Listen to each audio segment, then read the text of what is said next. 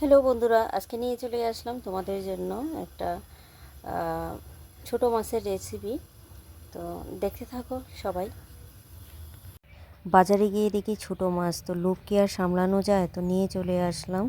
তো এখন ধুয়ে টুয়ে নিয়ে চলে আসছি। তো এদিকে নিয়ে এসেছি কেসকি মাছ। তো মাছগুলোকে ধুয়ে ভালো করে নিয়ে নিলাম। তো কেসকি মাছের সঙ্গে ওজনে কম হচ্ছিল বলে তার জন্য দুটা পাবদা মাছও দিয়ে দিয়েছে। তো পাবদা মাছ ভাজি আমার মেয়ে খুব ভালোবাসে। তো আমি কি করব, কিছু মাছ আমি তুলে রাখছি, কিছু মাছ তুলে রাখবো। সবগুলো মাছ আমার লাগবে না, কারণ আমার সকালবেলা রান্না হয়ে গেছে। তো ফুলকপি আলু নিরামিষ করেছিলাম, আর কুমড়ো ভাজি করেছিলাম। তো আজকে মোটামুটি হয়ে যাবে এতটুকু মাছ। আর কিছু মাছ আমি উঠিয়ে রাখবো, ওইটা দিয়ে একটা রেসিপি বানাবো, অবশ্যই তোমাদের সঙ্গে আমি শেয়ার করব।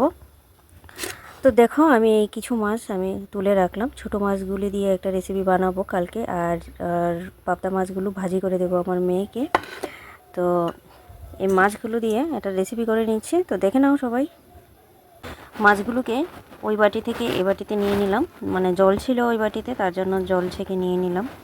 তো প্রথমে দিয়ে দিচ্ছি কাঁচা লঙ্কা, আর কিছু কুচিয়ে রেখেছি আমি পেঁয়াজ। তো কুচনো পেঁয়াজগুলো দিয়ে দিলাম। তারপর দিয়ে দেব হচ্ছে কাঁচা লঙ্কার পেস্ট।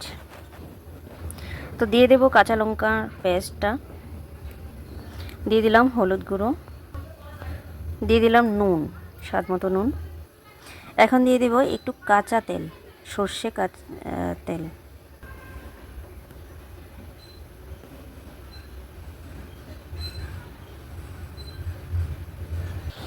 তো মাছগুলোকে আমি ভালোভাবে মেখে নেব, মেখে নিলাম মাছগুলো।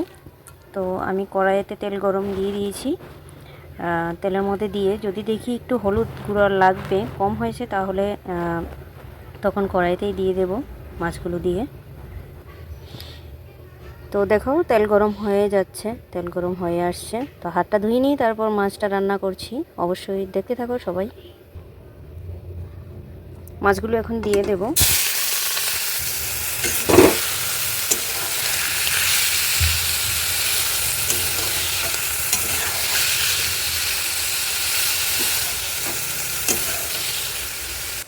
এদিকে দেখো ভাতও হয়ে যাচ্ছে। আজকে দুপুরবেলায় ভাতটা করছি, শীতকাল আসছে পর্যন্ত বেশিরভাগই আমি দুপুরবেলা ভাতটা করি। তো মাছগুলি ভাজি হয়ে আসছে, আর একটু নেড়ে চেড়ে তারপর ঝুল দিয়ে দেব। তো দেখতে থাকো সবাই ভিডিওটা, আর কেমন হয়েছে রান্নাটা, কেমন হয়েছে আমার ভিডিওটা আজকে সবাই বলবে অবশ্যই কমেন্ট করে। কে কোথা থেকে দেখছো আমার ভিডিওটা, অবশ্যই ওইটাও কমেন্টে বলে যাবে। তো দেখতে থাকো সবাই। ধনেপাতাগুলো ধুয়ে কেটে দিয়ে দেবো তরকারির মধ্যে, তারপর একটু নুনটা টেস্ট করব হয়েছে কি না। তারপর রেডি আমার ছোটো মাছের তরকারি।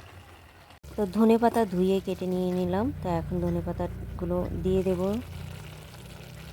দিয়ে একটু নেড়ে চেড়ে ভালো করে নামিয়ে নেব। অবশ্যই নুনটা আমি চেক করে নিয়েছি, ঠিকঠাকই আছে। তো সবাইকে অসংখ্য ধন্যবাদ আমার ভিডিওটা এতক্ষণ দেখার জন্য, অসংখ্য অসংখ্য ধন্যবাদ তোমাদের।